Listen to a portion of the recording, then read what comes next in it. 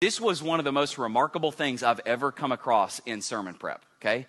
So these sociologists, they were studying the happiest people on earth. And one of the groups of people they found were the happiest on earth are a group of people called Seventh-day Adventists. These are people who are like, it's in the name, a little sect of Christians that like they are religious about Sabbath keeping. Like that's their whole thing. Okay.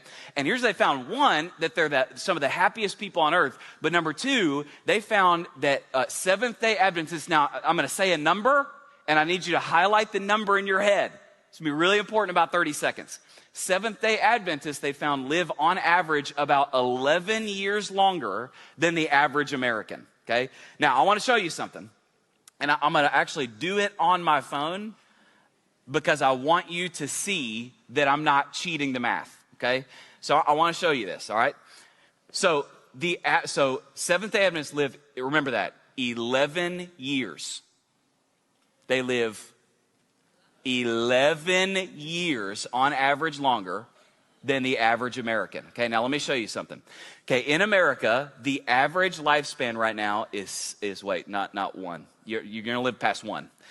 I hope, okay? The average lifespan is 77 years long. Now, what we want to figure out is, okay, but how many days does somebody live? So to figure that out, obviously 365 days in a year, so we're going to multiply that times 365. That comes out to the average person lives 28,105 days. But here's what I'd like to figure out for the purpose of the sermon is over the course of that time, if a person always kept the Sabbath, how many Sabbaths would they obey? How many Sabbaths would they observe? Okay, so to figure that out, there's a Sabbath that happens every 7 days. Every 7 days, there should be a Sabbath. So we're going to divide that by 7.